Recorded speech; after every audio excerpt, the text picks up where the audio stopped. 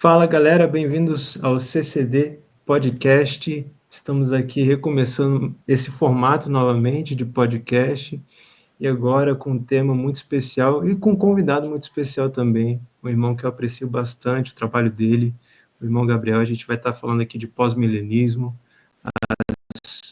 consequências, né, de termos uma cosmovisão, uma escatologia otimista, né, dentro de uma sociedade pessimista, falando um pouquinho sobre isso e sobre outros assuntos relacionados ao pós-milenismo. Eu queria que você se apresentasse, ô Gabriel, para quem não te conhece ainda, que eu acho difícil, porque quem acompanha o meu canal com certeza deve acompanhar o teu também.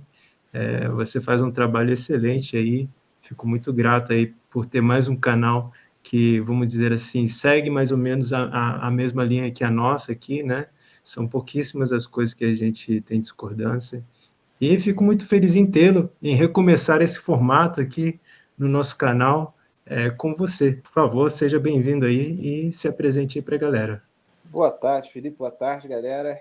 Uma vez mais, muito obrigado aí pela oportunidade de estar aqui falando sobre um assunto que é tão importante para mim, que é o pós-milenismo. Para aqueles que não me conhecem, meu nome é Gabriel Enes, eu sou produtor de conteúdo já faz mais de um ano no YouTube e eu sou o administrador da página Rushduni Brasil, que é uma página muito voltada para apologética, para filosofia, cosmovisão reformada, e também que tem como um dos seus pilares a difusão do pós-milenismo. Nós temos vários conteúdos difundindo a perspectiva pós-milenista, nós temos lives com vários convidados que já foram lá defender a perspectiva pós-milenista. Também tem uma página no Instagram, aqueles que ainda não me seguem por lá, eu também atuo bastante, estou sempre respondendo, caixinha de pergunta, fazendo vídeos, às vezes eu faço lives no Instagram. E o nome da minha página é Rushduni Brasil, do jeito que escreve, eu botei até aqui embaixo, né? Porque algumas pessoas se confundem na hora de escrever. E hoje vamos falar, então, sobre um dos assuntos que ele é de total interesse da Rushduni Brasil, que é a escatologia vitoriosa, conhecida como pós-milenismo, ou pós-milenarismo, né? Isso aí, excelente. O Gabriel já é bem mais profissional nessa coisa de, né, fazer live, de fazer vídeo. Você pode ver aí. E com certeza ele é um irmão muito inteligente. Você lê pra caramba, né, cara? Quantos livros que você lê por ano, assim, em média? Cara, então, a média de livros eu acho que fica na média de 45 a 50. Rapaz! Depende muito do tamanho dos livros. Por exemplo, esse ano eu acho que eu vou terminar o ano com uma média menor que 40, mas eu peguei muito calhamaço, né? Eu li um livro de 800 páginas do Ogen Rosenstock Hilse, estou lendo a Rapaz! Dogmática do Bavinck, as Institutas eu estou relendo. Então, eu peguei muito livro grande para esse ano. Que isso, hein, Aí cara? cai um pouco a média, né? Mas Bem que... normalmente eu vejo 40 livros como uma média aceitável, assim, sabe? Olha Por ano. só, que é isso? Quem dera eu, quem dera eu. Cara, o máximo que eu li por ano, teve um ano que eu li 29. E eu tava lutando para ler 30, mas deu 29. Mas Atualmente eu tô com 33. Atualmente eu tô com 33 livros lidos, né? Até agora, até o presente momento. Eu acho que eu vou chegar nos 36, que tem 3 que eu tô na iminência de acabar, assim. caramba. E, e eu acho que seria uma boa ideia para um vídeo, né? Para o seu canal, como ler mais, É porque verdade, é é bem verdade. interessante, cara. Você consegue ler bastante aí. É muita disciplina também, né? Que precisa ter. É disciplina, né? Acho que assim tem também a questão, como é que eu vou dizer, a velocidade da leitura, porque tem parte que você tem que se deter um pouco mais, tem parte que você lê um pouco mais rápido. A Uhum. complexidade também dos livros, né? Se você for ler livros de um determinado nível de complexidade, não dá para ler rápido, né? Você tem que ler com mais atenção. Mas, ao mesmo tempo, tem aquelas partes que você pode passar um pouco mais rápido. Né? Que Uhum. é aquele princípio de o que é mais essencial no livro. Né? Você pega um livro, o livro tem muito conteúdo, você tem que saber peneirar o que é indispensável aqui. É uma coisa que eu sempre tenho em mente. E eu, durante muito tempo, eu aprendi, a partir de uma educação clássica, os tipos de leitura. Né? Você tem os tipos de leitura, e um tipo de leitura é aquele que o Mortimer Adler, que é um grande especialista nessa área, ele fala que é leitura analítica. Aí ele fala que é o tipo de leitura que você tem que escrever. Né? Eu concordo com uma coisa que o Olavo de Carvalho uma vez disse, que ele sem o lápis na mão, ele é um analfabeto funcional. E eu me sinto mais ou menos a mesma coisa. Se eu pego um livro para ler, pode ser um romance. Eu tenho que ter um lápis na mão, porque senão eu não sinto que eu estou lendo. É um negócio muito louco, né? Mas parece que eu não estou lendo assim, o livro. E quando eu estou lendo o formato digital, porque eu leio muito Kindle também, eu estou sempre sublinhando. Sabe? Meus livros Uhum. lidos são todos rabiscados, sabe? Seja É. digitalmente, seja fisicamente mesmo. Eu acho Então que ajuda você vai muito na ser anotação. considerado herege por muitos, né? Por causa desse ato aí de rabiscar livros, né? Cara, o pessoal tem um preciosismo muito grande. Deixa eu ver se tem algum aqui meu que já lido. Pegar esse aqui, História da Reforma. Ó, tem Hum. uns rabiscos aqui, ó, tá vendo? Tem uns rabiscos frenéticos aqui, ó. Não sei se dá pra ver, ó. Tem circulado, ó. Tá vendo? Ó? Tem hora que eu realmente escrevo, ó. Eu escrevo aqui, ó, tá vendo? Tudo Ah, pode ser sim, escrever, sim, ó. agora dá para ver. Deu pra É ver muita, agora, muita né? anotação, Então é muita muita anotação. anotação. Tem alguns livros, assim, não todos, eu costumo fazer uma conclusão do capítulo no final. Ah, Eu acredito que interessante. esse aqui eu tenho também. Aqui, esse aqui eu tenho, ó. Esse aqui é muita coisa que eu anotei. Porque, assim, você vai ler um livro muito denso. É importante você saber. Aqui, tá vendo? Ó? Não sei se dá para ler, mas está escrito síntese do capítulo. Sim, Ó. sim, sim, Ó, sim. tudo são os pontos essenciais que eu captei no capítulo. Então, E, assim, a e- leitura ela pode ser aperfeiçoada de diversas maneiras, sabe, Felipe? sim, e é interessante porque eu também faço as minhas anotações e tal, mas eu percebo, é um paradoxo, assim, é algo meio que contraditório, assim. Eu percebo que quando eu não faço as minhas anotações, parece que eu leio o livro mais devagar, porque eu fico voltando nas Hum, partes e tal, porque eu não fico é. analisando direito o que eu estou lendo e anotando, Uhum. né? Às vezes flui mais a leitura quando você vai fazendo as anotações. Pelo menos é o que eu percebo, né, quando eu faço as Não, com leituras. certeza. Eu também. Se eu parar para ler sem anotação, eu fico muito perdido, porque eu li um Uhum, trecho, eu quero voltar nele. E parece que fixa menos quando você é não verdade. rabisca. É verdade. Pô, muito bom, muito bom. Então, vocês já sabem que a gente vai começar aqui o vídeo com alguém que lê 50 livros por ano, que, né, vai... promete, promete. Prometo, né? Prometo. Então, vamos lá, gente. Vamos começar aqui com uma primeira pergunta que eu acho que é essencial para o tempo que vivemos, né, que muitas pessoas são não apenas, vamos dizer assim, diferentes na questão escatológica, né, que seguem uma outra linha, mas elas também são contra o pós-milenismo, Sim. assim, ativamente, né, dizendo assim, Uhum. nossa, que visão utópica, isso é impossível e tal. E então vamos a essa pergunta, né? Como podemos ser pós-milenistas quando vemos o declínio do mundo moderno? Como é que a gente pode começar esse papo aí com essa pergunta? É uma pergunta muito boa, porque ela já revela o pressuposto hermenêutico de muitos evangélicos e até reformados nos dias de hoje, que é um pressuposto hermenêutico que ele vai se pautar grande parte nas evidências contextuais do nosso tempo. Então a pessoa vai olhar que está acontecendo guerra, está acontecendo dificuldades no mundo, escassez, a inflação aumenta, está tudo caro, e as pessoas já têm uma perspectiva muito catastrofista do fim dos tempos. E eu, por incrível que pareça, Felipe, eu fui para o pós-milenismo, eu gosto sempre de ratificar isso, por uma via que ela converge muito com o meu maior interesse de estudo, que é a filosofia.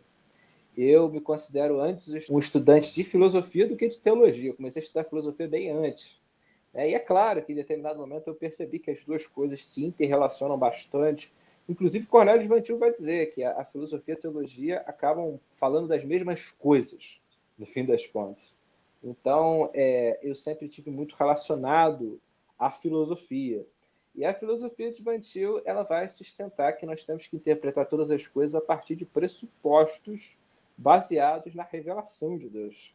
Então, eu tenho que interpretar o meu contexto a partir da Escritura Sagrada. Eu tenho que interpretar todas as coisas que eu vivencio a partir da Escritura Sagrada. Não existe uma ideia de neutralidade no pensamento reformado e especificamente, como uma expressão do pensamento reformado, não existe neutralidade na filosofia evangeliana, que é uma filosofia construída a partir da própria Confissão de Fé de Westminster. Então, eu fui para o pressuposicionalismo, comecei a ter uma abordagem apologética, mas também filosófica, próxima de Vantil, e eu percebi, essa galera que tem uma escatologia pessimista, inclusive eu na época, porque eu fui amilenista a maior parte da minha vida, eu não estou interpretando o contexto no qual estou inserido a partir da palavra de Deus. Eu estou interpretando a partir das evidências que a mídia dá, que o entretenimento dá, que os filmes, que a cosmovisão popular dá. Então, eu estou pegando todo esse status quo, admitindo ele como uma realidade perene, que não vai mudar, e com isso eu estou construindo a minha escatologia. A minha escatologia ela já parte do pressuposto de que as coisas irão piorar. E eu vejo que hoje é muito grande a pressão que todos nós sofremos para crer nisso, o que não necessariamente é uma realidade. Você vê que as pessoas no século XIX, elas tinham uma ideia de que o mundo ia melhorar. Algumas por pressupostos falsos, né? Pela modernidade, que a ciência vai melhorar todas as coisas, né? As ideologias vão trazer um mundo melhor. Claro que houve essa desilusão, mas você vê que as pessoas tinham uma visão do futuro utópica. E já hoje a coisa mudou. Eu gosto muito de olhar para os filmes, né, cara? Os filmes da nossa época são todos filmes que falam de zumbi, falam de destruição nuclear. Você vê, cara, filmes que nem esse dia eu estava revendo, né, aquele filme do Smith antigaço, aquele Eu Sou a Lenda. O mundo acabou, só sobrou ele, porque houve uma doença que matou todo mundo. Então, essas coisas influenciam a escatologia derrotista das pessoas. Mas por que eu sou pós-milenista? Porque a palavra de Deus é pós-milenista. A palavra de Deus não dá nem indício concreto de que no fim dos tempos as coisas serão muito piores. As coisas serão tão ruins como nunca foram. E eu percebo que a escatologia desses irmãos que sustentam o amilenismo e o pré-milenismo, seja ele o histórico, seja o dispensacionalista, é pegar passagens como, por exemplo, entrar pela porta estreita, porque espaçoso é o caminho que leva para a perdição, para tirar daí uma premissa escatológica. É difícil que as pessoas se convertam. Logo, a maior parte das pessoas vai se perder, vai para o inferno. Então não tem como você ter nações cristãs. Você vê que essas pessoas elas selecionam algumas passagens bíblicas que, de alguma maneira, corroboram já com o seu pressuposto de que o mundo vai piorar e se apoiam nessas passagens. Como que eu vejo isso acontecendo, sabe, Felipe? Eu pego os debates entre escatologistas, parece que as pessoas veem escatologia como um negócio assim, que você pode sustentar a visão que for. A questão é qual versículo você vai usar. A questão é que a hermenêutica que os nossos irmãos amilenistas e pré-milenistas e dispensacionalistas utilizam é ruim.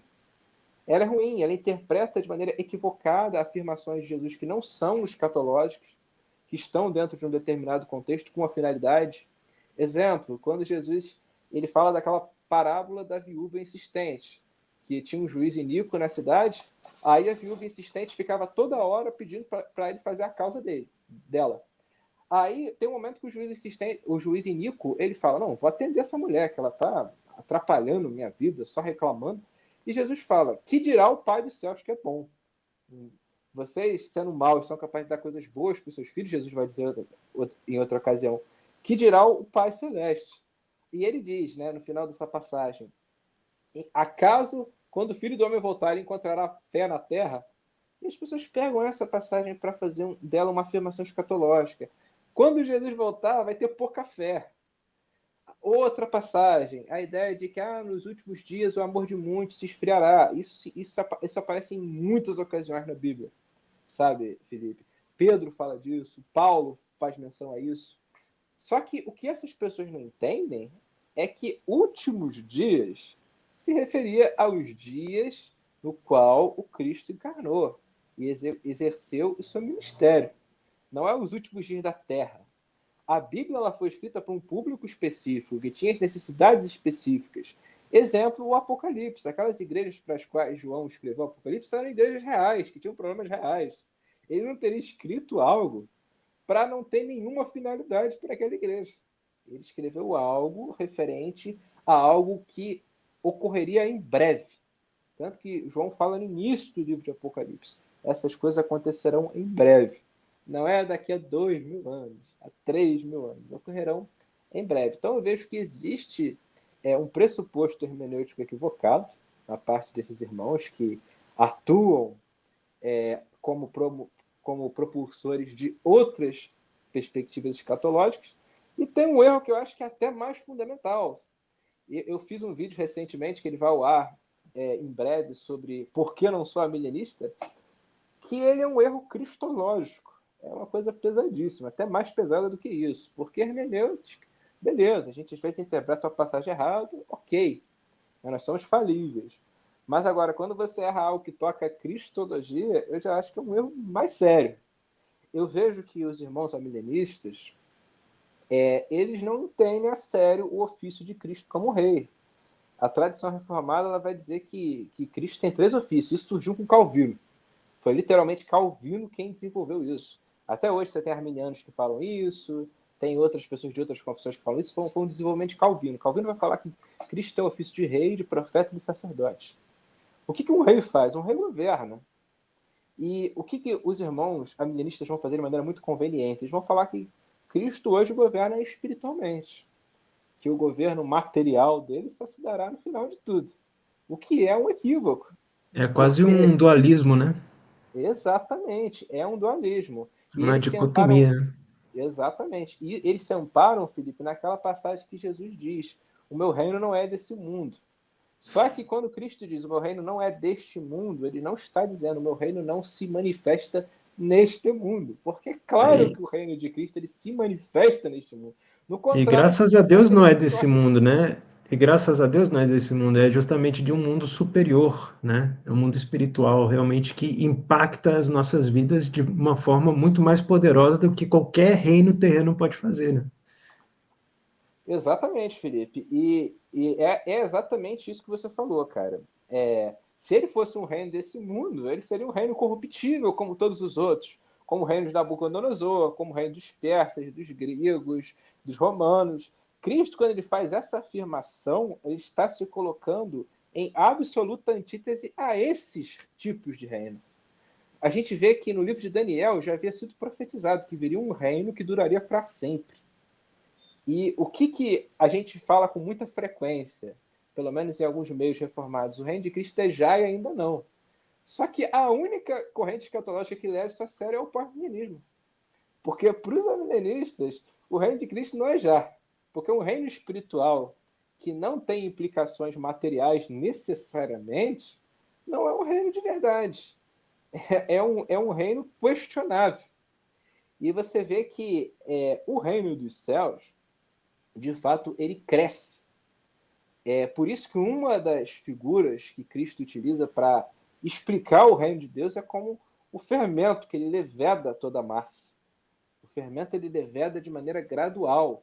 Ou o grão de mostarda, que ele é pequeno. Você vê, o cristianismo ele começou muito pequeno, com alguns homens da Galileia lá, e se tornou a maior religião do mundo. Hoje a gente tem 2 bilhões de cristãos. Eu acredito que até mais do que isso, porque esses censos são um pouco controversos em algumas nacionalidades, em alguns lugares. Então você vê que assim o crescimento do cristianismo é algo estrondoso.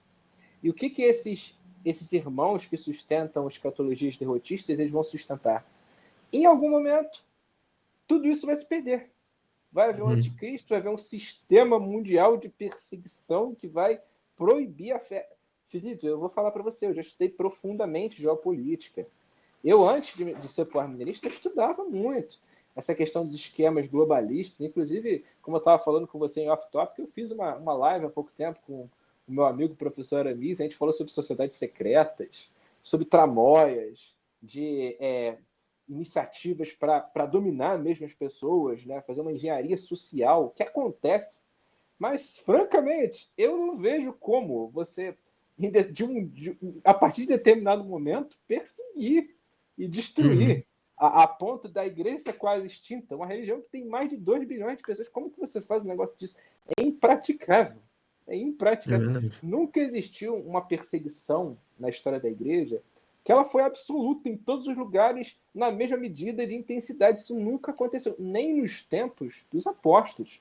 Nos tempos dos apóstolos houveram perseguições. Mas a pior perseguição que aconteceu, né, que alguns historiadores vão dizer, foi a de Diocleciano, que precedeu Constantino. Então, Diocleciano foi, da história da igreja, o imperador que mais perseguiu cristãos. Ele perseguiu de uma maneira brutal. E aquele momento, que era o momento que vamos colocar, as pessoas que têm uma escatologia derrotista poderiam dizer: está acabando o mundo, é o anticristo, já era. O que aconteceu depois de Diocleciano? Você tem, né, claro, que teve outros imperadores, né, que duraram muito pouco, e você tem Constantino. Constantino que permitiu que a religião cristã se tornasse lícita. Então você vê como que o jogo mudou por conta de um homem. Por conta de um homem. E aí entra outro problema. Eu vejo que esses escatologistas derrotistas, eles desconsideram a providência divina. A providência divina que está acima desses poderes mundiais, dessas elites globalistas, do que for, que age providencialmente até nesse meio. Então eu vejo que assim, é uma negligência de todos esses pontos. E chegou um momento, Felipe, que eu olhei e falei: não dá para ser mais amilenista. Porque é muito claro que a palavra de Deus ela não dá base para a gente afirmar que no final vai ter uma perseguição, a igreja vai ser quase extinta, como um determinado pastor presbiteriano falou há algum tempo aqui na internet. Pelo contrário, a Bíblia dá indícios de que nós temos, primeiro, um dever de evangelizar todas as nações, de discipular todas as nações, de batizá-las em nome do Pai, do Filho e do Espírito Santo. É muito interessante, você pega Mateus 24, Cristo, ele fala diretamente sobre nações. Eu tive uma treta com o Iago Martins sobre isso. Daí o próprio Iago, ele admitiu. Quando eu faço meu react, eu saliento esse ponto, ele admitiu. No texto em grego não existe indivíduos de todas as nações. Você tem o verbo ide e ensinai as nações. As Bíblias modernas, elas falam: ide e fazei discípulos de todas. Não existem os discípulos. Os discípulos é uma inserção a posteriori. Ide e ensinai as nações, batizando-as. Discipular as nações, né? Seria o correto. Exato. Ensinar o discipular. O Stefan Perks, ele parte da ideia de que ensinar é um bom verbo. Tanto que ele pega várias Bíblias, pega inclusive a King James, né, compara com outras, ele mostra que a ideia é essa, a ideia de discipulado. Mas eu estou colocando aqui o verbo ensinar, que ele sustenta como mais próximo. Que assim, é você ensinar as nações batizando-as. Então, você batiza nações. E isso é uma coisa muito profunda, Felipe, porque não é simplesmente você evangelizar. Eu sei que tem algumas correntes escatológicas que vão até falar: não, de fato, a gente tem que pregar para o mundo inteiro. Mas depois vai vir o demônio, vai acontecer. Não é isso que Jesus disse. Jesus disse para discipular. Aqui abrangendo tudo, toda essa passagem. É para realmente discipular nações. E o discipular de nações leva tempo. É verdade. Bom ponto. Bom ponto. E vem cá, e qual foi o momento para você, assim, que você pensou assim: cara, não dá mais para ser milenista? Foi alguma pregação que você viu, algum estudo que você fez, algum livro? O que foi exatamente que mudou completamente assim?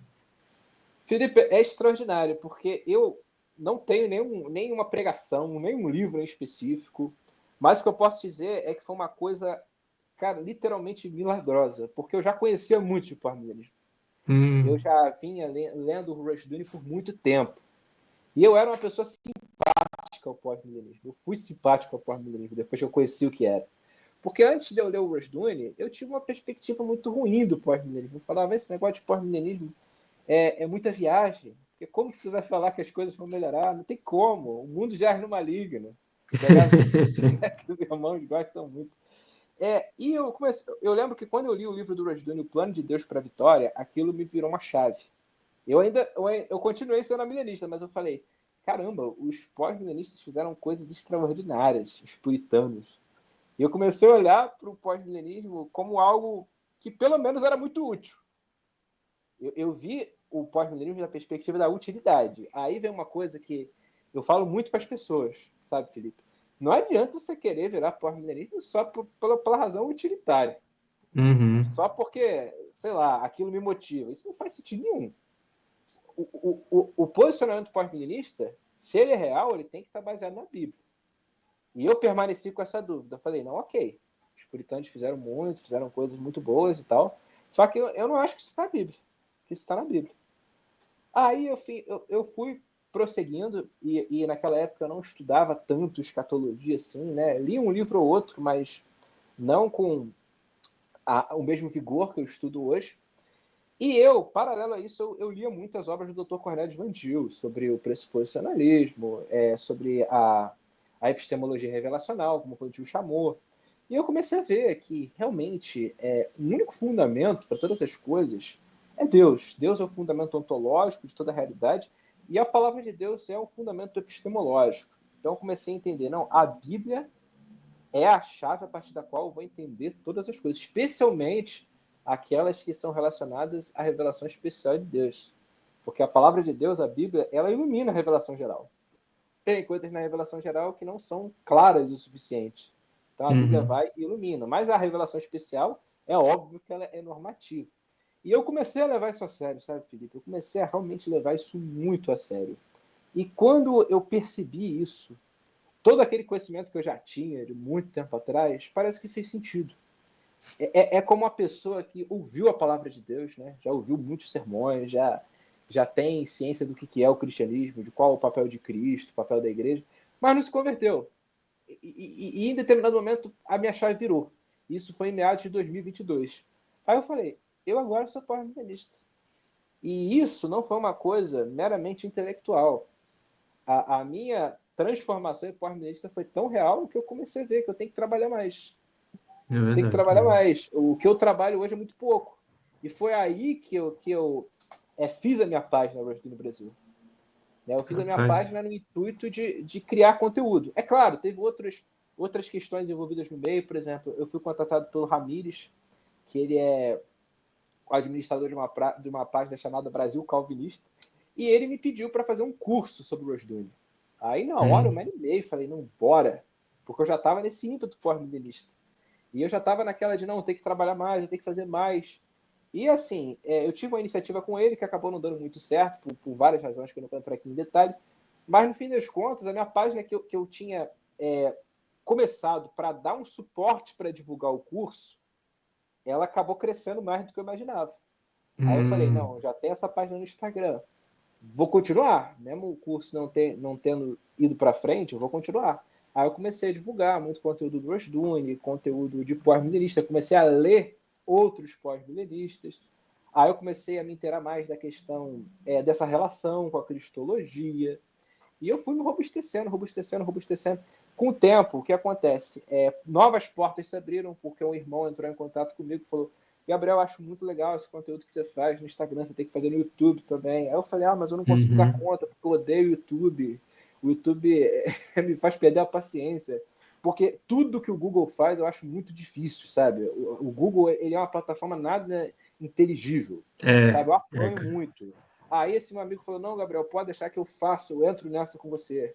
E ele começou a me ajudar na edição, começou a me ajudar nas thumbs. Você vê, as thumbs, quem faz para mim até hoje é ele. E o canal cresceu. Depois, mais para frente, eu envolvi um outro amigo meu. Hoje eu tenho uma equipe de 3 pessoas contando comigo. Então a gente vai crescendo, se desenvolvendo. E providencialmente, o que aconteceu? Foi muito doido, Felipe. Porque assim, em 2023, eu estava numa igreja metodista, arminiana, dispensacionalista. E eu divulgava meu conteúdo na minha, não falava com ninguém. De repente, um irmão da presbiteriana que eu congrego hoje, ele descobriu meu conteúdo, o presbítero Diego. Aí ele me convidou para ir para a igreja dele, que era presbiteriana. Ele não convidou para eu ir de cara, assim, ele falou, passa lá um dia. E eu fui na igreja e fiquei encantado, porque era todo mundo realmente calvinista, que é uma coisa rara, tá? Diga-se de passagem, eu não sei como é que é nos outros estados, mas aqui no estado do Rio, a igreja presbiteriana, ela é muito difícil em questão de ortodoxia. E quando eu falo ortodoxia, eu não falo nem a nível Holanda, né? A nível confissão de fé, lá eu falo de ortodoxia a nível Brasil mesmo. É muito difícil. Mas eu fui naquela igreja, eu percebi que as pessoas realmente tinham interesse em aprender, em conhecer a palavra de Deus. Eu conversei com o pastor, meu pastor, o reverendo Fábio, ele é muito receptivo, né? Um homem de Deus, eu admiro ele profundamente. Eu estou levando ele para o pós-milenismo aos poucos, né? Creio que daqui a um tempo ele se assume. E eu Ele conversei é com ele. simpatizante também? Ele é simpatizante, ele está lendo livros do pós-milenismo, ele já Ah, está. que legal. Ele vê a necessidade da igreja a igreja presbiteriana rever a sua escatologia, porque Ah, interessante. cria uma certa apatia. Eu vejo que cria, né? É Com a Bíblia, verdade. ele cria uma apatia. Tem até um amigo meu que ele fala, né? Que ele é muito engajado. Aí ele fala: eu sou mineirista, mas sou simpático ao pós-mineirismo. Aí eu falo que ele é um mineirista inconsistente. Porque tem um ou outro mineirista que é inconsistente, mas se você pegar o geral, né, cara, a igreja no geral, a igreja é apática. Graças a Deus. Tocando um pouquinho nesse assunto aí, é interessante, porque realmente, se você olhar principalmente para a IPB, né, ele já tem esse pressuposto amilenista, né, também quando se fala de confissão de fé de Westminster, eles assumem que a confissão é amilenista, sendo Não que sei não é bem como, né, assim. Felipe? Não sei como. Exato. Um detalhe, tá, Felipe, é que esses dias eu recebi uma mensagem de um amigo meu que me acompanha há muito tempo, só pegando teu gancho, que é importante falar isso. Sim, sim, sim. E ele falou que já houve uma confusão na igreja dele, que eu estava envolvido. Eu perguntei para ele, falei, como assim? Eu nem sei do que é, nem tô aí. Aí ele falou que ele criou um grupo de estudo com os jovens da igreja dele e eles estavam estudando pós-milenismo e teonomia. Eita, Aí, aí ele falou pronto, foi que excomungado. aí não, a coisa foi pior. Ele falou que o amigo dele fez, né, esse evento aí. Eles foram lá, falaram de pós-milenismo, falaram até de teonomia. Aí depois ele tirou uma foto e postou no Instagram, parece que no Instagram da igreja. Altas discussões sobre pós-milenismo e teonomia. Eita, Aí o pastor dele foi lá e falou, né? Ele escreveu assim, né? Ele me mandou mensagem. Gabriel Enes, escreveu meu nome até errado, que escreveu com E-N-I-S. Gabriel Enes e Frank Brito não são pastores dessa igreja. Né? Tem eita. um presbítero aqui que é mais instruído e ele vai explicar a vocês, né? Cara, ele vai explicar a vocês qual é a visão certa, né, da igreja presbiteriana. Eu até perguntei para ele, pô, eu gostaria de saber isso aí. Como que os caras, eles sustentam que o amilenismo é a corrente oficial da igreja presbiteriana, porque eu já li a Confissão de Fé algumas vezes e nunca vi nada que aponte para o amilenismo. Isso é uma Pelo coisa assim. contrário, né? Pelo contrário. Exatamente.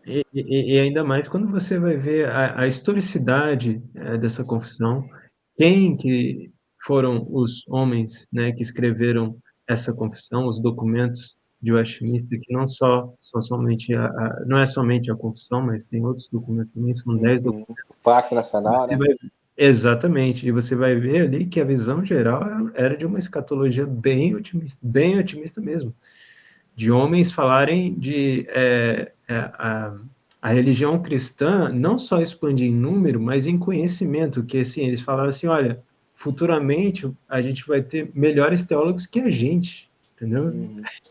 É doido. Exatamente. E a Bíblia, né? Você vê que a Bíblia fala de um tempo em que a terra será cheia do conhecimento do Senhor. O Ah, conhecimento do Senhor cobrirá o exato. mundo como as águas cobrem o mar. É pesado, E então, assim, eu fico me perguntando como é que eles conseguem simplesmente fechar os olhos para a história do presbiterianismo em si, principalmente o escocês, né, que foi daí também que surgiu, não foi só da Inglaterra, foi também da Escócia que surgiu a confissão, né? Então, é realmente uma questão interessante que você vê que existem pressupostos culturais, existem pressupostos que realmente não são confessionais de fato, né? Que vemos muitas igrejas pregando por aí. Porque o normal do Brasil é você ouvir o dispensacionalismo, pelo menos, né? Uhum. Sim. É, então, aí talvez eles não queriam ser muito extremos, então foram para o amilenismo, que é aquela coisa, com todo respeito, morna, né? Tipo, vai É que o acontecer, mas não vai. É uma dispensacionalismo, vitória, mas não é. ele é meio assim, né, cara? Meio ambíguo, né? E um detalhe importante, Felipe, que eu acho que é importante a gente trazer, é que as pessoas às vezes se confundem muito, né? Mas essas três visões, que a gente chama de pré-milenismo, amilenismo, pós-milenismo, essas nomenclaturas só passaram a ser usadas a partir do século XX. Então você nunca vai ver um puritano falando eu sou pós-milenista, o pós-milenismo é o correto. É Seria anacronismo, anacrônico né? a gente falar. Exatamente. Então, o que a gente tem que procurar ver, né, do que o pós-milenismo tem respaldo histórico, é justamente esse otimismo em torno de o reino de Deus. Ele é uma realidade que vai crescer, vai alcançar todos os povos, ou ele é algo que em algum momento vai ser descontinuado? Eu acho que a discussão é essa, entendeu? Uhum. Porque se você for procurar visões sobre o milênio, você não vai ter isso tão bem estabelecido quanto a gente tem no debate escatológico hoje, que Uhum. realmente se pauta. E é uma coisa muito americana, inclusive. Esse debate escatológico em torno do milênio é uma coisa muito americana. Se você for para a Europa, isso não é tão comum quanto é Verdade. nos Estados Unidos. Né? Aqui na Holanda não se fala de milênio, cara. Não se É, fala. Porque não é uma das pautas que tem mais interesse teológico, entendeu? Aqui, pelo menos. E pontando uma coisa aqui para todo mundo, eu acho que é correto a gente dizer também que a gente não é cego, né? Que a gente também concorda com a Bíblia quando ela diz que crentes vão passar por tribulações pessoais, né? Nossa vida não é uma vida fácil, a gente não está falando aqui de teologia de prosperidade, não é isso que a gente está querendo dizer quando a gente fala de pós-milenismo. Inclusive, Gabriel, você fez até um vídeo tocando um pouco nesse assunto, né? Das pessoas que confundem a teologia de prosperidade, da prosperidade com o pós-milenismo, né? eu Conta aí um falei um pouquinho pouco sobre isso. sobre isso. Eu falei um pouco sobre isso. Foi no meu react ao Iago Martins mesmo que eu falei. Porque, assim, existem hoje muitas Mas até críticas. um vídeo recente que você fez também, que... Verdade, sobre o Luiz César, né? Que ele falou Isso, que isso, a teologia do domínio ela está associada ao Bolsonaro, à direita política. Ele até citou o isso. Gary North. Ele leu um artigo do Gary North de 40 páginas, aí falou que o que a direita política está fazendo é exatamente o reconstrucionismo. E o que eu digo é, cara, quem dera fosse. Porque, assim, se estão fazendo, tá tudo errado. Eles entenderam tudo errado, que é assim, cara, é tão discrepante. E eu já expliquei, Felipe, assim, em lives passadas, inclusive isso é uma frente que eu tenho que retomar, porque eu vejo que entrou outras pessoas no canal, tem que reciclar o conteúdo. A direita política, ela não tem por base o pós-milenismo e nem a teonomia. Pelo contrário, o que eu vejo que ela tem por base é uma coisa que quem aborda é esse pensador aqui, esse jornalista que é um etnomusicologista chamado Benjamin Teitelbaum. Você quer entender direito política, você tem que ler esse livro. Eu vou resumir aqui para a gente não sair do assunto, mas a direita política ela tem uma base perennialista. O Olavo de Carvalho, por exemplo, é um sujeito com influências perennialistas. Ele mesmo já falou algumas vezes que o pensador que mais influenciou ele foi o René Guénon, um pensador que eu já estudei muito, que ele sustenta uma cosmovisão que é completamente anticristã e que eu acho que é muito perigosa. Então, eu diria que nós somos reformados, que somos piedosos, procuramos cumprir a palavra de Deus, nós devemos olhar com maus olhos a direita política. Eu, inclusive, tenho vários vídeos criticando a direita política. Agora, o que Só é. acrescentando aqui que a gente também odeia a esquerda, tá? O esquerdismo, vamos Sim, dizer assim. A gente exatamente. odeia isso. É porque as pessoas criam esse dualismo novamente. Ah, você vai falar mal da direita, então você é um lulista, você é, né, um pessoalista, seja lá o Exatamente. que for. As pessoas pensam nessa dialética. As duas não prestam, né? Só que a esquerda é escancarada, né? A esquerda, você olha para a esquerda, tá o capeta claro lá na tua frente. Agora, a direita é um capeta com aparência, né, Arrumadinho, de arrumadinho, né? barbinha. Bonito, barbinha, né? Mas as duas não prestam. Mas isso não é passando pano para a esquerda. A esquerda está totalmente errada, né? Tem que ser combatida e tal. Mas o ponto que eu estava falando é o seguinte: tanto a direita política quanto a teologia da prosperidade que você mencionou são perspectivas que não bebem da base do pós-milenismo, que a gente, da versão que a gente defende, né, e do reconstrucionismo. E eu vou falar aqui especialmente do reconstrucionismo, porque esse vídeo ele foi direcionado a uma apologética do reconstrucionismo. Só contextualizar para quem não sabe, o reconstrucionismo ele tem 4 pilares, que são a predestinação calvinista. Então, todo reconstrucionista ele tem que crer no entendimento calvinista de salvação. Existem reconstrucionistas que são batistas, que são presbiterianos, que são até de outras igrejas, mas você tem que ser calvinista. Então, isso aí já cria uma baita barreira entre nós e a teologia da prosperidade, que é uma perspectiva arminiana pelagiana.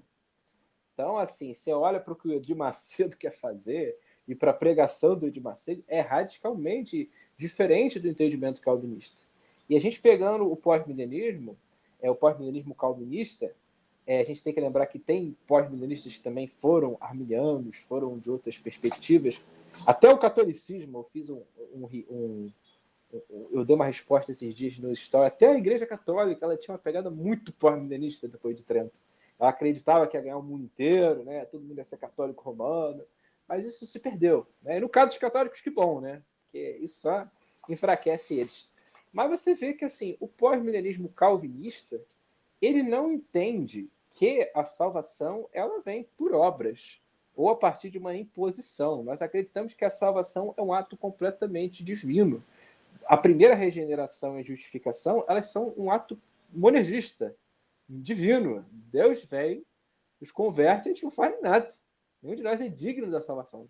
Então, quando as pessoas criticam a visão que a gente sustenta, eles vão acreditar que a gente está querendo impor, a partir da lei, o cristianismo, para que pessoas se assumam cristãs, sem considerar o nosso entendimento sobre a salvação, que é um entendimento modernista.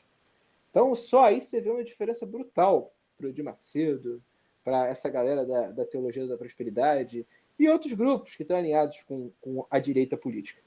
Esse é o primeiro pilar, que é a predestinação calvinista. O segundo é o pronomianismo. Esse ponto é um ponto que até as pessoas me perguntam: o que é pronomianismo? É a ideia de que existe uma continuidade da lei de Deus, do Antigo para o Novo Testamento, que é algo inerente à tradição reformada. Então, a tradição reformada entende que tem elementos que foram descontinuados no Antigo Testamento e elementos que foram continuados.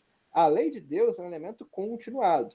E com isso, eu entro em conflito com muitas pessoas que se dizem reformados, como, por exemplo, o Iago Martins, né? E o Victor Fontana. Tanto um quanto o outro vão dizer o seguinte sobre o Sermão do Monte, por exemplo. Jesus disse no Sermão do Monte: ouviste os antigos, eu, porém, vos digo. E eles vão entender que quando Jesus está fazendo isso, ele está descontinuando algo que estava na lei. Este é um erro imperdoável da perspectiva reformada. Eu até, no meu último react que eu fiz ao Victor Fontana, eu falei disso. Eu falei: Victor Fontana, ou alguém, me mostre onde na lei de Moisés está escrito que a gente tem que odiar nosso inimigo. Porque Jesus diz isso: ouviste os antigos, amarás os teus amigos e odiarás os teus inimigos. Parafraseando aqui. Eu, porém, vos digo: amai os vossos inimigos. Cara, não tem na lei de Deus isso, esse negócio de você odiar o inimigo. Jesus estava fazendo uma crítica não à lei, mas ao ensino dos fariseus. Os fariseus, eles distorciam a lei. Sim. E uma coisa que eu falei, Felipe, que é muito importante, é que a gente tem que parar de ver Jesus como uma espécie de revolucionário que quis acabar com a lei. Muito pelo contrário, o próprio Cristo falou: até que o céu e a terra passem, nem um jota ou um tio se omitirão da lei. Jesus, ele era o expert da lei, ele era o cara que estava Exato. ensinando a lei da forma certa. E é interessante porque as pessoas veem Jesus como o liberal e os fariseus como os conservadores, mas é justamente ao contrário. É justamente o contrário. Exatamente. Os fariseus é que estavam cheios de inovações, eles estavam inovando muita coisa. Jesus estava falando que estava errado. Porque o farisaísmo ele começou muitos séculos antes. Ele é uma seita, um grupo do judaísmo antigo. Então é correto Jesus falar ouviste os antigos se referindo àqueles grupos, né? Especialmente os fariseus.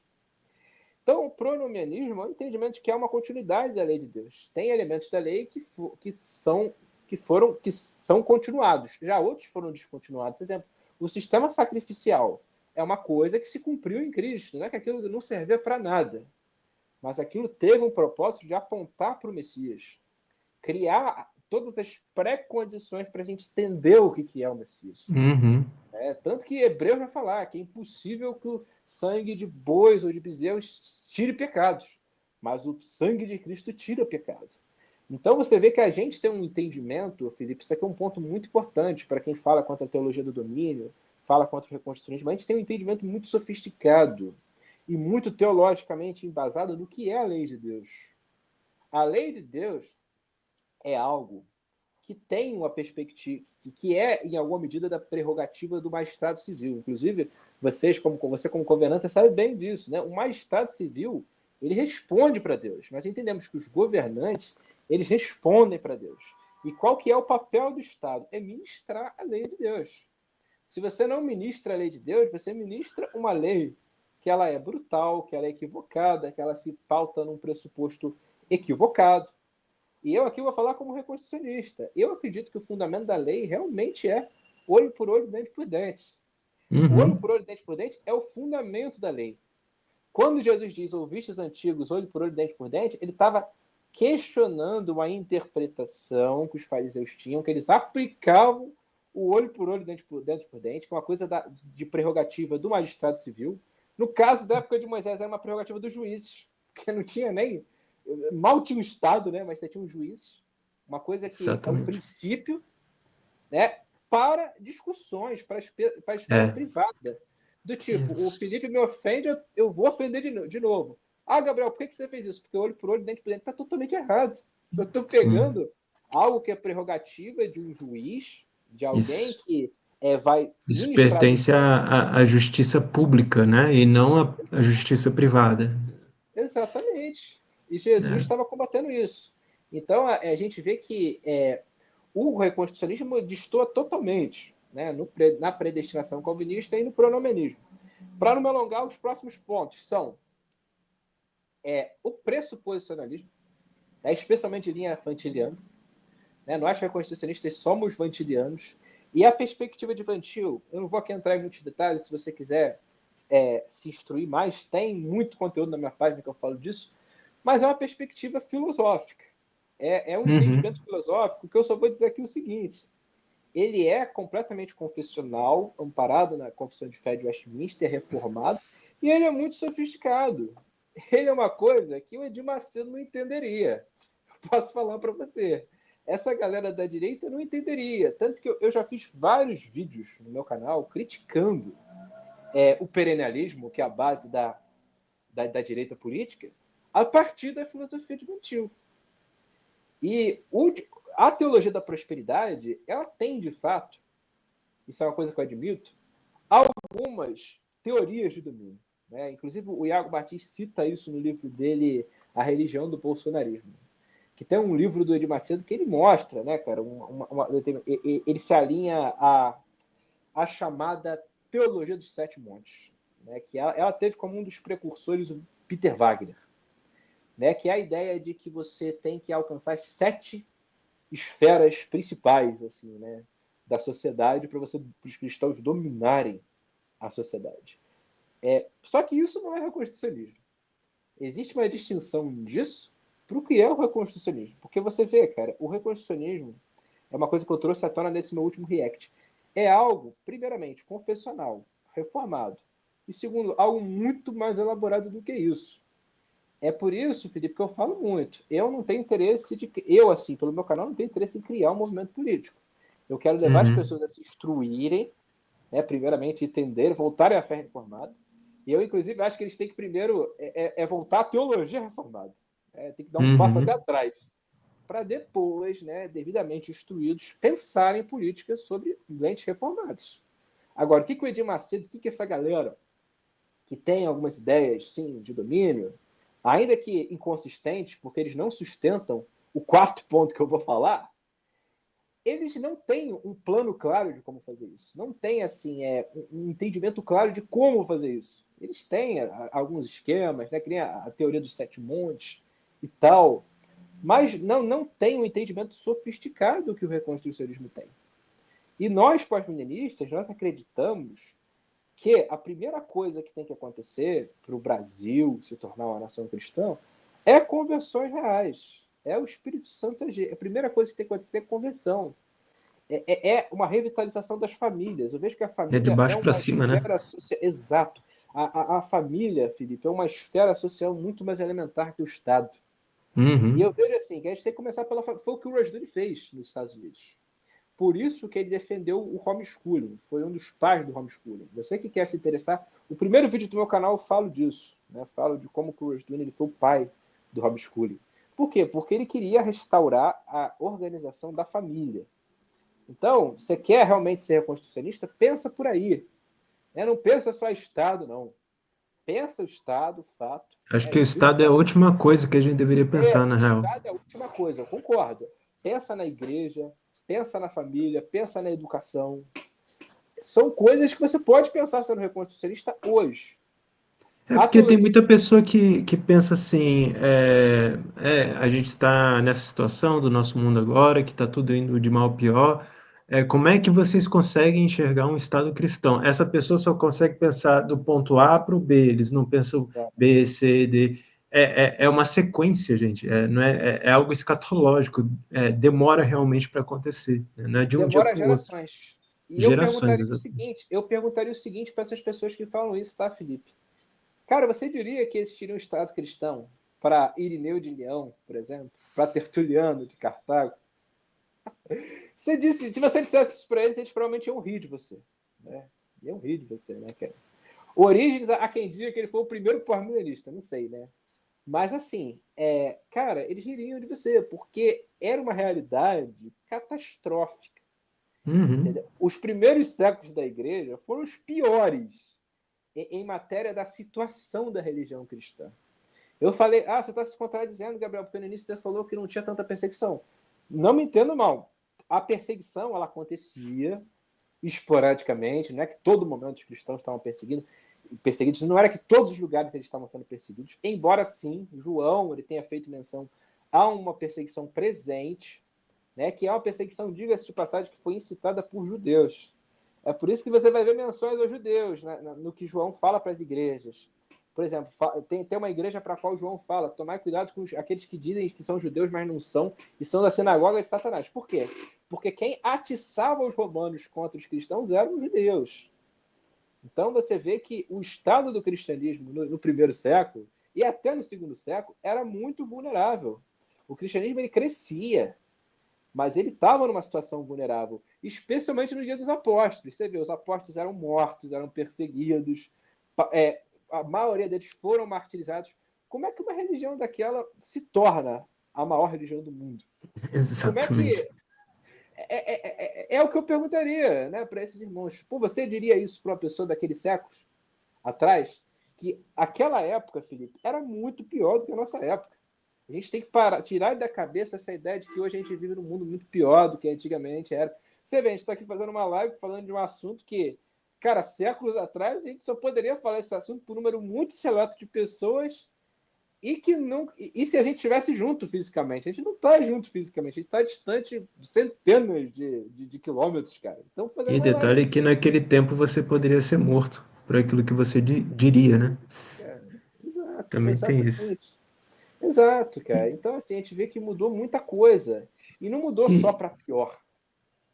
sim, sim. E é interessante porque, voltando um pouco, batendo nessa tecla aqui, porque as pessoas parecem que esquecem os fundamentos do cristianismo, quando falam sobre esse domínio repentino, né, que é uma coisa que a gente não está advogando aqui, né? A gente não está falando, tem que vir do Estado, de cima para baixo. Não, é de baixo para cima. É uma coisa que acontece, como o Gabriel falou, de geração em geração. São mudanças pequenas ao longo do tempo que trazem, né, essa conquista do cristianismo. Mas as pessoas menosprezam muito quando a gente fala assim, vai orar, entendeu? As pessoas menosprezam a oração, a própria oração, que é uma arma muito poderosa do cristão, que é pouco usada, né? Inclusive a gente falou um pouco sobre isso nessa última live que a Falamos, gente né? fez, né? Sobre as disciplinas espirituais, foi muito boa essa live, recomendo vocês assistirem também. Mas as pessoas parecem que esquecem do cristianismo quando falam de política, quando falam de qualquer outra coisa. Novamente, eles caem nesse dualismo aí, né, Gabriel? Exatamente. É por isso que a filosofia de Van Til, por exemplo, é tão importante, a meu ver. Tem até uma página que eu acho que é melhor do que a minha para falar sobre Van Til, que é a página Cosmovisão Reformada do Vitor Barreto. Vocês têm interesse, sigam ele, que é muito boa, é muito melhor que a minha, né? Em questão de vantilianismo, né? Porque ele só fala de Van Til mesmo. Então, se você quer entender, você vai lá. E você vê, a filosofia de Van Til é uma das bases do reconstrucionismo. E o quarto ponto, Felipe, para a gente fechar o que é o reproducionismo, é o pós-milenismo. Então, você pega o Edir Macedo, ele não é pós-milenista. Você pega essa galera aí da direita, não são pós-milenistas. A escatologia predominante no Brasil é o dispensacionalismo. E dentro da igreja presbiteriana é o amilenismo. Então, como que você vê convergência do nosso posicionamento para o dessa gente? O pessoal da direita, aqui eu vou dar uma opinião minha, uma análise minha, eles são muito imediatistas. Eles vão pensar em pegar o Estado. Alguns vão ser um pouco mais planejadores, vão pensar, vai levar de fato gerações, mas tem que ser rápido, porque Jesus já está voltando. Eles são mais imediatistas. Por quê? Porque falta a eles esse horizonte temporal que o pós-milenismo dá. O pós-milenista ele nunca vai pensar em fazer tudo na sua vida. É Ele vai verdade. pensar nos seus filhos, nos filhos dos seus filhos, nas próximas gerações. Ele vai pensar em construir um mundo melhor, né? Para as próximas gerações virem e fazerem algo melhor. Então, percebam como que o pós-milenismo nos coloca numa situação totalmente diferente dos espectros políticos que existem por aí.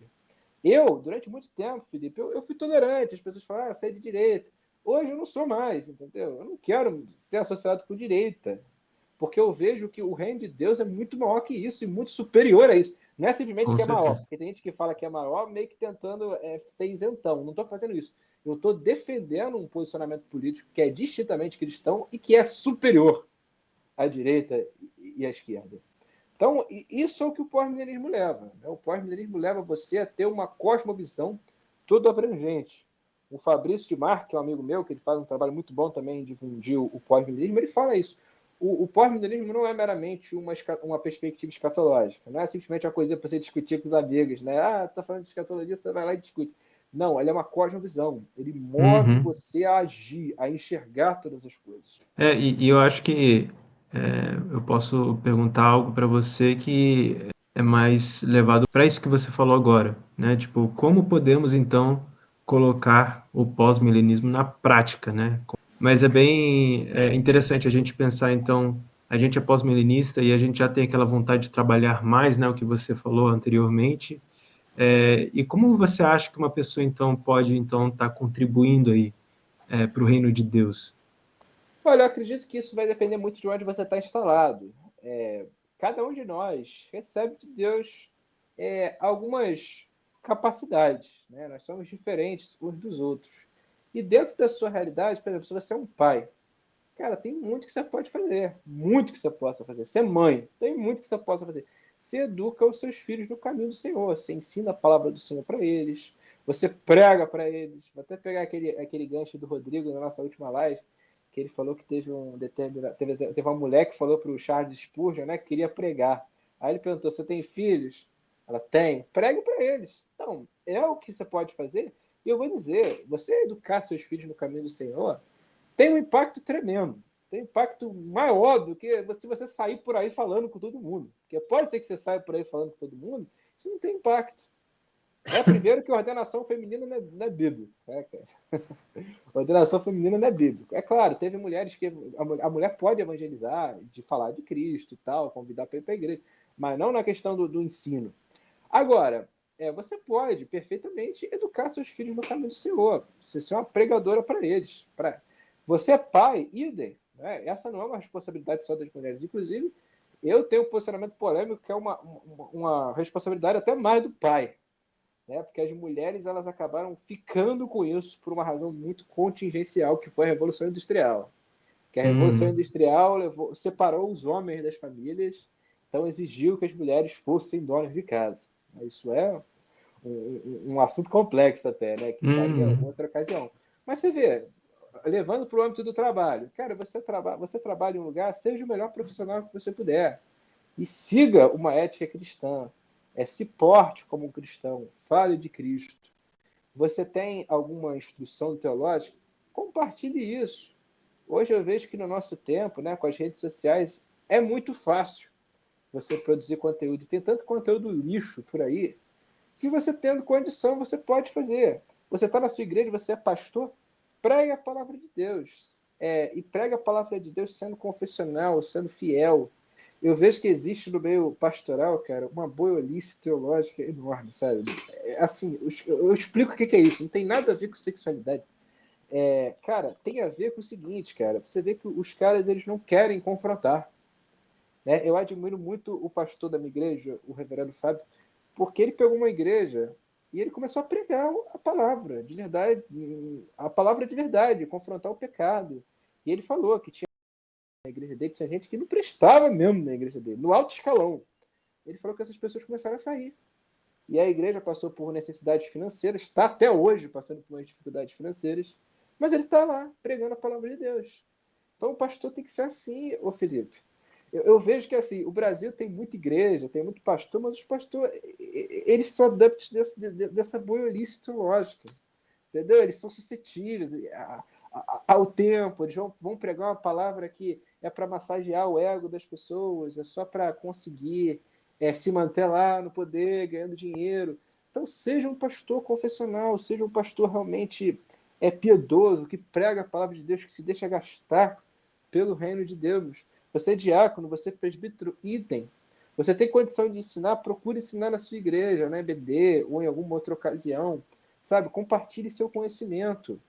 E isso fora a amplitude de projetos que empresários, que pessoas que têm alguma visão assim empreendedora podem desempenhar. Vou dar um exemplo. Eu acompanho o ministério The Right Response, que é do pastor Joe Webon, que ele é um pastor batista, reformado, ele cria um conteúdo muito bom. E é muito interessante que no podcast dele tem as propagandas, né? E ele só faz propaganda de cristão. E é cristão que tem lanchonete, que faz café, que ele faz propaganda de um banco cristão. Criaram um banco cristão.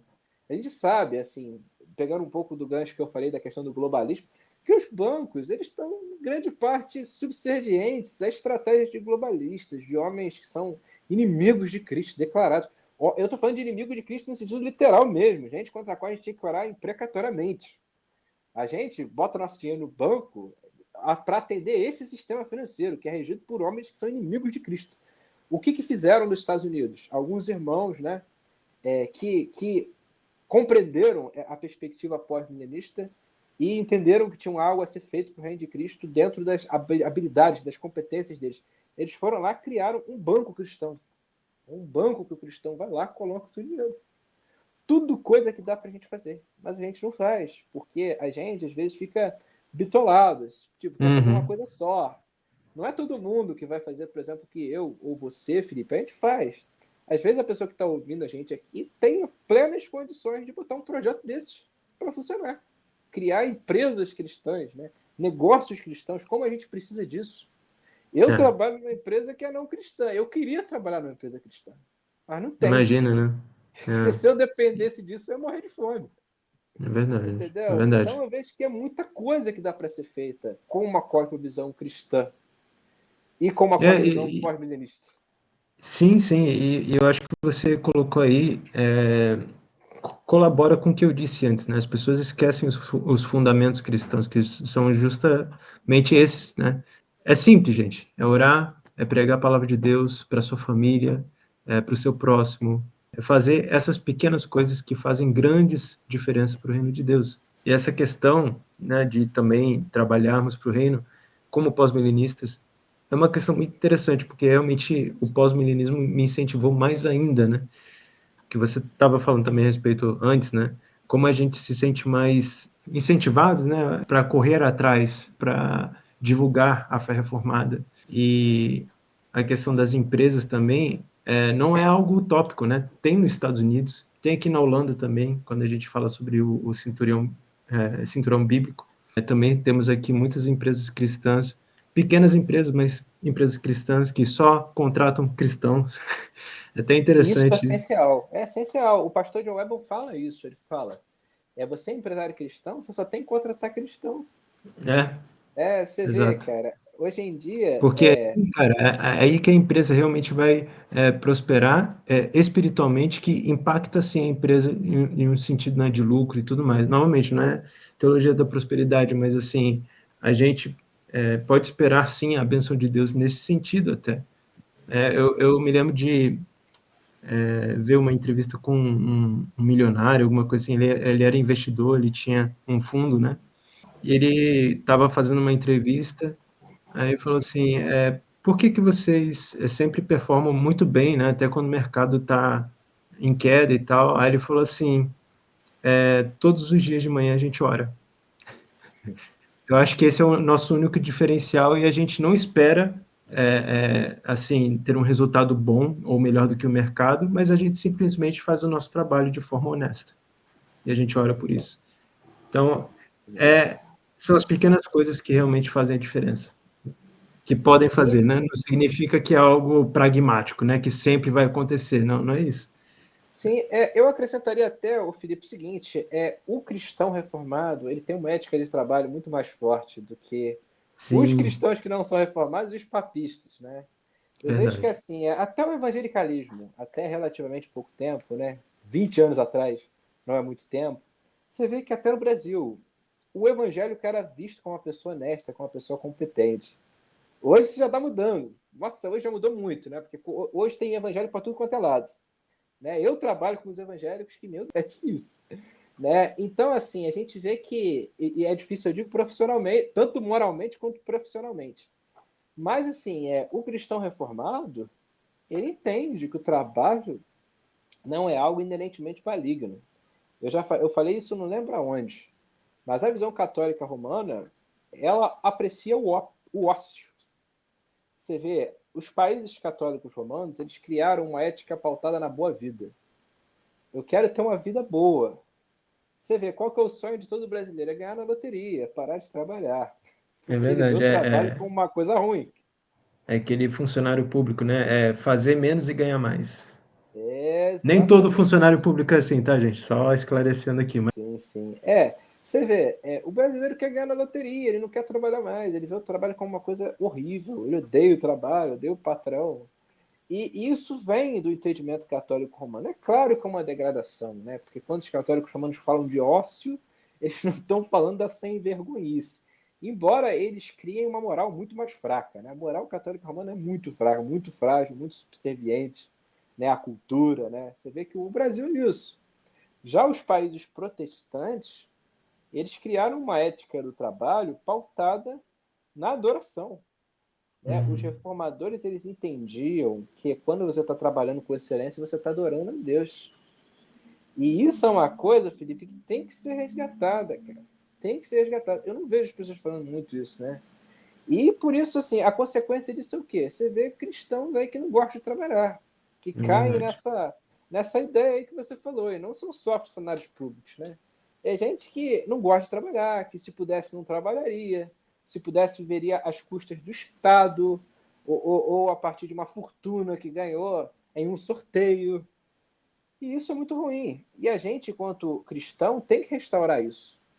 Eu vejo que Verdade. assim a razão pela qual os Estados Unidos eles prosperaram como nação é porque os puritanos, que eram na sua maioria pós-milenistas, eles trabalharam muito, eles acumularam capital. O Max Weber, que ele escreveu A Ética Protestante e o Espírito do Capitalismo, é um livro famoso, né, na sociologia.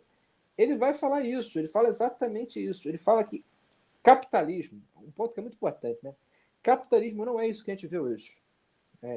É polêmico, mas a gente hoje não vive o capitalismo. Mas também, as pessoas mais à esquerda, né, vão falar, pô, como não vive capitalismo? Todo mundo ganha dinheiro, compra. Porque a gente vive uma espécie de consumismo. Né? Você ganha um salário, você consome, você gasta ele tudo. Capitalismo é a acumulação de capital. Você tem que acumular capital. Até Karl Marx sabia isso, né? Karl Marx, quando falava de capitalismo, ele falava nesse sentido. A acumulação de capital. Os capitalistas de hoje são bilionários. É o Elon Musk, né? É o Jeff Bezos. Eles são capitalistas, nós não. Nós, assim, vivemos uma situação em que a gente não consegue acumular capital. Né? E o que os puritanos fizeram? Eles fizeram exatamente isso. Durante gerações, eles acumularam capital. Eles trabalhavam com excelência, com diligência, não viam o trabalho como uma coisa desgraçada. Você pode ver quantos feriados que existem nos Estados Unidos? Só 2. Quantos que existem no Brasil? Várias, né? Dezenas. Tem feriados estaduais, Cara, municipais. eu vou te contar, aqui na Holanda também são pouquíssimos os feriados, dá para contar no dedo, cara. E a gente não é acostumado com isso, né? Então a minha esposa sempre fala: pronto, acabou o mês de maio, acabou os três que a gente tinha, os três feriados que a gente tinha, agora a gente só vai ter no Natal de novo. Acabou o maio, só tem no Natal. Você vê aí como é que é diferente, né? O mundo protestante do mundo católico. Então você vê, os puritanos acumularam capital, e eles acumulavam capital com essa mentalidade. Com a mentalidade, não, tem que criar um mundo melhor para os meus filhos, para as próximas gerações. E o que aconteceu?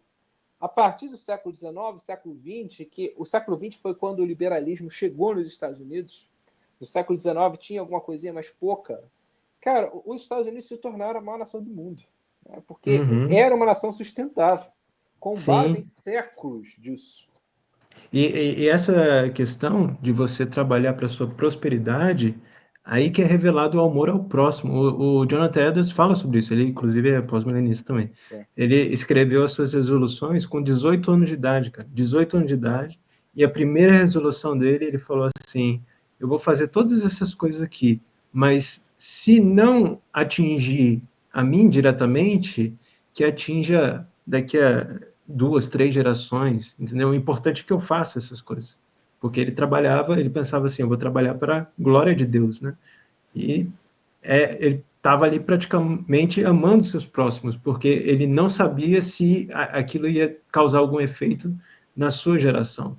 Né? Então é bem interessante essa coisa de você trabalhar pensando nas gerações futuras. Né? Exatamente, é. E para você fazer isso, Felipe, para você pensar nas gerações futuras, você tem que acreditar no futuro. Acreditar que É existirá um verdade. futuro. Agora, se você não acredita que vai existir um futuro, que está tudo indo de mal a pior, que o mundo vai acabar, o mundo vai piorar, vai ter guerra, vai ter desgraça, para que eu vou botar filho no mundo? Parafraseando um outro fato que atrapalha muito a igreja hoje. Por que eu vou botar filho no mundo? O mundo está tão ruim. Como se o mundo antes fosse moleza, né? Eu vejo, por exemplo, né, cara, a minha avó, acho que ela teve 8 ou 9 filhos, cara. Na época Uhum. dela não tinha nem papel higiênico direito, né? Não tinha essas coisas que as crianças hoje têm. Né? Hoje está muito mais fácil ter filho, em muitos aspectos, do que era É verdade. antigamente. Né? A gente hoje tem tecnologia, hoje a gente tem muito mais recursos do que tinha. Então as pessoas usam como muleta os seus pressupostos culturais, né? Os seus pressupostos Escatológicos também, né? escatológicos, né? Que são influenciados por isso. Isso atrapalha muito. É verdade, é verdade. Cara, muito obrigado aí pela sua presença aqui. Foi uma bênção tê-lo como primeiro convidado depois de sei lá quantos anos sem fazer uma entrevista com alguém aqui. Mas aprecio muito aí a sua presença.